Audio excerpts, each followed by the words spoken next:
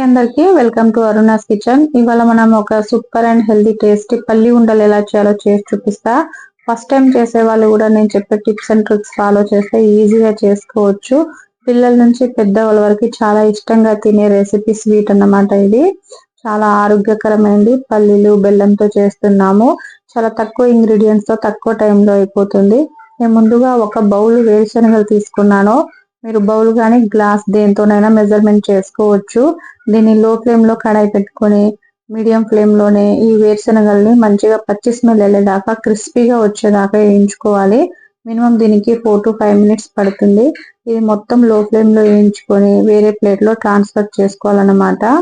దీన్ని వేరే ప్లేట్ లో ట్రాన్స్ఫర్ చేసుకున్న తర్వాత కంప్లీట్ గా చల్లారిన తర్వాత పైన పీల్ అవుట్ చేసుకొని ఇలా ముక్కలుగా తీసుకోవాలి. మొత్తం క్లీన్ చేసుకొని వీడియోలో చూపిస్తున్న విధంగా వేరుశనగలు అనేది మంచిగా వేయించుకుంటేనే ఇలా వస్తుంది అన్నమాట. పొట్టు లేకుండా తీసుకొని దీన్ని పక్కన పెట్టుకొని అదే కడాయి పెట్టుకొని అదే బౌల్ తో నేను బౌల్ అయినా గ్లాస్ అయినా చెప్పాను కదా, ఫస్ట్ వేరుశనగలు ఏ మెజర్మెంట్ తీసుకుంటే దాంతోనే బెల్లం అనేది తీసుకోవాలి. యాక్చువల్లీ వేరుశనగలు 1 కప్పు తీసుకున్నాం కదా, 1 కప్పుకి 1/2 కప్ అనేది బెల్లం సరిపోతుంది కరెక్ట్ మెజర్మెంట్. నేను కొంచెం ఎక్స్ట్రా వేసాను అనమాట పిల్లలకి అని చెప్పి. అయినా బాగుంటది, మరి ఎక్కువ స్వీట్ ఏమి ఉండదు. 3/4 కప్పు బెల్లం తీసుకున్నాను. అలానే 3-4 స్పూన్స్ వాటర్ అనేది యాడ్ చేసుకున్నా. వాటర్ అనేది మీరు ఎక్కువగా యాడ్ చేస్తే పాకం రావడానికి చాలా ఎక్కువ టైం పడుతుంది. అందుకని తక్కువ వాటర్ యాడ్ చేసుకొని మనకి త్వరగా పాకం అనేది వచ్చేస్తుంది. ఈ బెల్లం అంతా కరిగేలోపు మనము వేరే ప్లేట్ లో నెయ్యి రాసుకొని పెట్టుకుందాం పక్కన. ఈ బెల్లం మాత్రం నేను ఆర్గానిక్ యూజ్ చేస్తున్నాను, అందుకనే వడగట్టుకోవట్లేదు. మీరు నార్మల్ బెల్లం అయితే కొంచెం వడగట్టుకోండి, ఏదో నలకలు ఉన్నా కూడా క్లియర్ చేసుకోవచ్చు. మనం పాకం వస్తుందా లేదా అని చెక్ చేసుకుంటున్నాము. ఒక ప్లేట్ లో వాటర్ తీసుకొని కొంచెం బెల్లం సిరప్ ని ఇలా వేసుకుంటే మనకి పాకం అనేది తెలుస్తుంది అనమాట.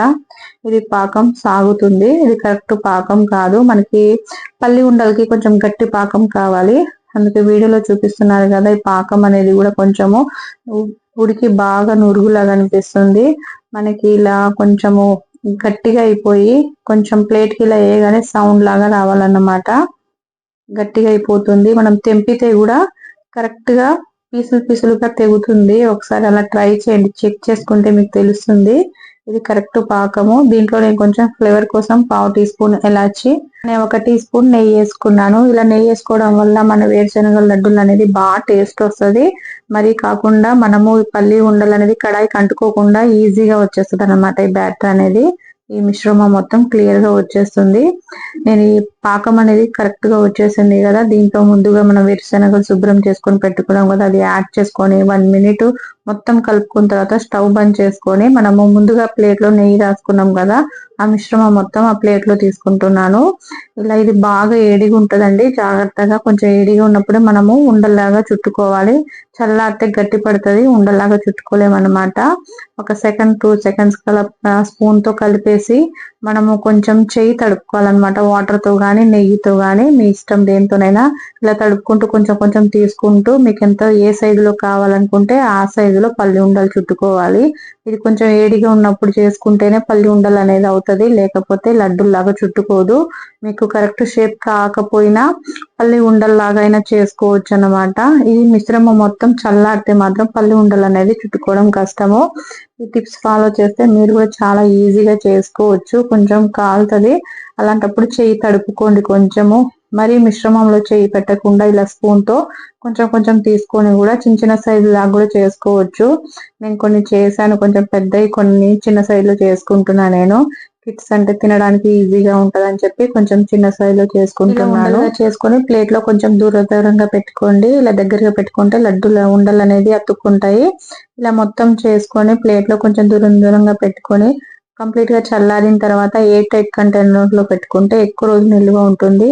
అయితే ఈ రెసిపీ మీకు నచ్చిందా? అయితే లైక్ చేసి షేర్ చేసి సబ్స్క్రైబ్ చేసుకోండి. పక్కనే ఉన్న బెల్ ఐకాన్ని కూడా క్లిక్ చేసుకోండి.